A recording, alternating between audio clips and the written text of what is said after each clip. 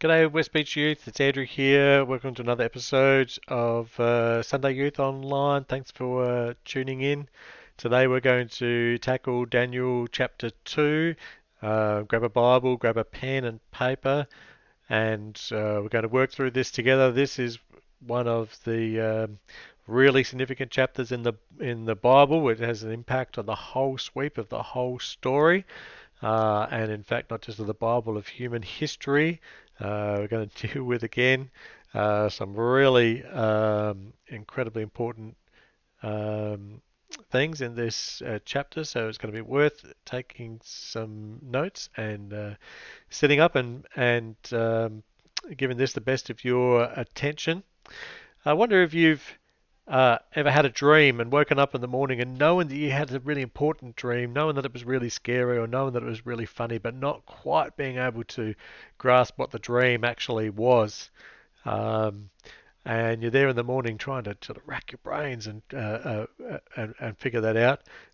It's kind of weird and kind of frustrating, and things can be so vivid and yet also hard to wrap your mind around. My friend Colin had a friend who, in the middle of the night, woke up with an amazing idea and thought, "That's an incredible idea. I better not go back to sleep. I've got to write this down, otherwise I'll forget it in the morning. I must write it down." But it's pitch black in his bedroom, and he's groping his way around the bedroom trying to find a pen, trying to find paper. I've got to write this down. I must write this down. And he finally finds pen and paper and scratches away a note to himself, and he leaves it on his bedside table. I think it's great. Now I can go back to sleep. And he wakes up in the morning and there's a note on his bedside table, and he picks it up and reads it. And the note says, "Write it down." And to this day, he doesn't remember what this amazing idea that he had was. So we're going to see there's something a bit like that. There's a weird dream that happens in this chapter. And a little bit like last week, what I'm going to ask you to do is to put me on pause and to read through the chapter for yourself. And I want you to, while you're doing that, to sort of do three things. So, you have to also remember what these three things are once you put me on pause. The first thing I want you to look for is, what's the danger in this story? What's the danger? There's a really significant danger. See if you can spot it. The second thing I want you to do is, what is the dream? I want you to write down what the dream actually is, and in fact have a go at doing a drawing of the dream. Sketch it out for yourself and have a go at that with your pen and paper. What's the danger? What's the dream? And the last challenge is, what do you think is the key verse, the most important verse in the whole of Daniel chapter 2? See if you can spot what I think is the key verse, and 10 points at the end, if you can figure that out. But go ahead, put me on hold. Look for the danger, look for the dream, look for the key verse, and when you're done, come back and press play. Okay, thanks for doing that. Let's have a look at Daniel chapter 2. I'm here on BibleGateway.com, and let's read along and see what we can discover. Isn't it interesting? We find out a bit more about King Nebuchadnezzar. He's a pagan king in a pagan kingdom. He doesn't have a knowledge of God and of the ultimate truths in there. Interesting to have a look. He has a dream. His mind's troubled. He can't sleep. What does he do? He summons the magicians, the enchanters, the sorcerers, and the astrologers to tell him what he had dreamed. What an interesting lot of people to call upon, Bart, when you don't have a knowledge of the kingdom of God and the true God of the whole cosmos.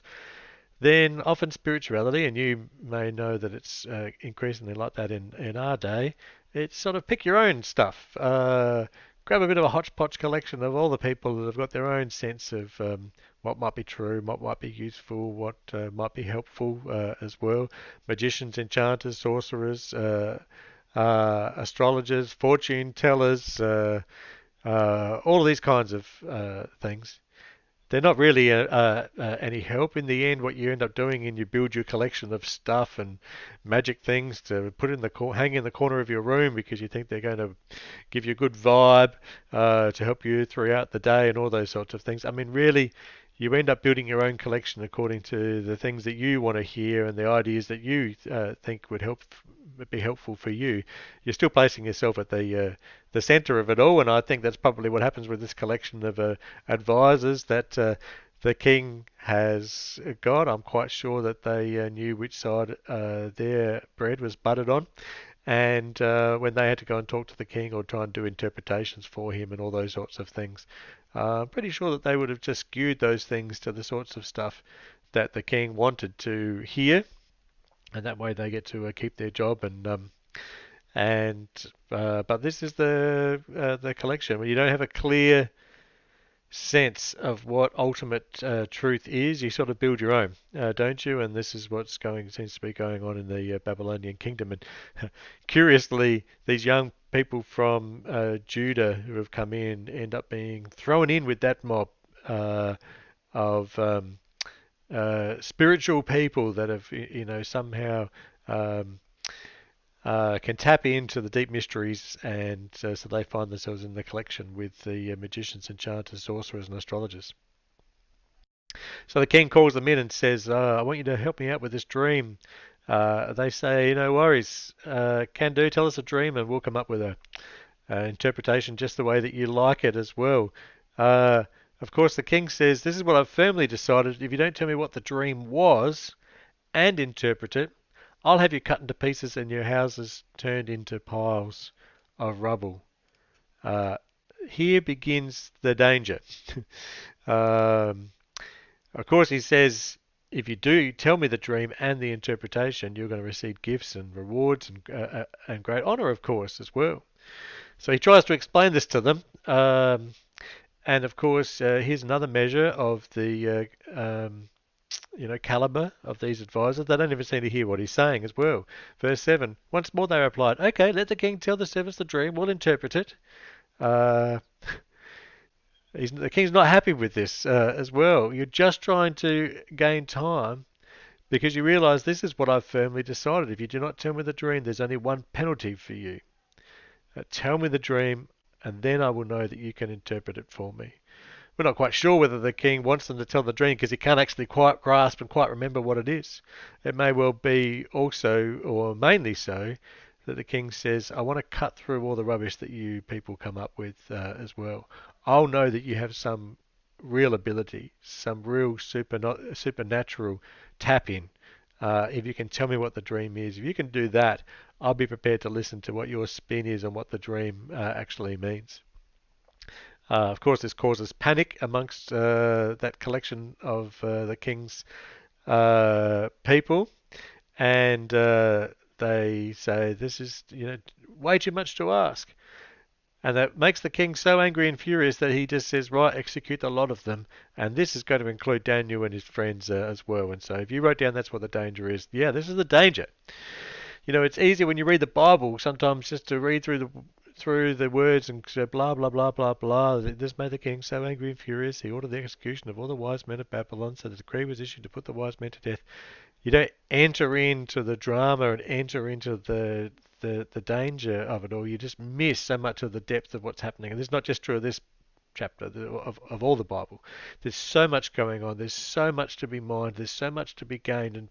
And sadly, so many people who read the Bible just skim straight over the top of it, trying perhaps to read through it quickly or whatever, and don't enter into the gravity of it, and you miss so much that's going on. When people think that the Bible is boring, we're the ones being boring when we don't choose to engage or to look any deeper than just in the very surface of the page and the words that are written there, and to yada yada yada along with it. It's good to spot when you find yourself skim reading. Just go back and say, what are the really strong words? What are the big emotions that are in this passage? Can I use my imagination and enter into the story? And once I'm in there, I'll have a much greater appreciation for what's going on. So the king's going to put them all to death. Daniel says, hang on, just give us time. We're gonna do this for you. Daniel doesn't protest. This is impossible. He says, you know what? Uh, let us have a go. And he goes straight to his friends and says, what we have to do is pray together about this. I was going to ask you actually who's the hero of this story, and it pretty clearly is Daniel. But it's interesting to see how he operates. Um, Firstly, he doesn't make any bones about the fact that he's got these amazing abilities, these superpowers, and he's just going to show off to the king and fix everything. He goes back to his friends like, we got nothing. We just got to beg God for mercy, so that we can explain this mystery and not be executed along with the rest of the wise men of Babylon. It's great to remember that we're not just all meant to be individual heroes. Okay, I mean, have a community of people around you, of fellow believers, and you can take the stuff that's going on in your life and you can pray together is a very powerful thing to be able to do. And God answers their prayer. And during the night, the mystery was revealed to Daniel in a vision. And straight away, Daniel praises God. Just so relieved. He sings, and here's a poem for these next four verses. They're interesting to note the theme of the poem as well. Praise be the name of God forever and ever. Wisdom and power are His. This is the key truth. Daniel's in the palace, in the inner court of the king of Babylon, the capital of the empire that is ruling all the known world at that stage. And Daniel again affirms this, that actually, wisdom and power really belong to God. He changes times and seasons. He deposes kings and raises up others. He gives wisdom to the wise and knowledge to the discerning. He reveals the deep and hidden things. He knows what lies in darkness, and light dwells with him. I thank and praise you, God of my ancestors. You've given me wisdom and power. And he just gives God the glory and recognition that actually God is the hero of this chapter, and indeed of all of history. And we get to play our parts. So he goes to the king. Interestingly, he doesn't say, "Yep, execute all the others, but not us, because we can do this." He says, "Don't execute anyone." This is how the kingdom of God rolls, by the way. Merciful, not vengeful. Don't execute the wise men of Babylon. Take me to the king, and I'll interpret this. And so he comes to the king. I like this. The king says, "Right, are you able to tell me the dream and interpret it?" Daniel answers, "No." No wise man, enchanter, magician, diviner can explain to the king the mystery he's asked about. Uh, that's a pretty brave sentence to lead in with. You could just see the smoke coming out of the king's ears. But Daniel goes on, "But there is a God in heaven who can reveal mysteries. And he has shown King Nebuchadnezzar what will happen in days to come." And actually says, this dream is not just yours. This is something that God is giving you a message, King Nebuchadnezzar. And he is what it is. And so I wonder whether you had a go at drawing what the dream was. That was your second challenge as well. Perhaps you came up with something like this. This strange statue. The head of gold, chest and arms of silver, belly and thighs of bronze, and legs of iron. And Daniel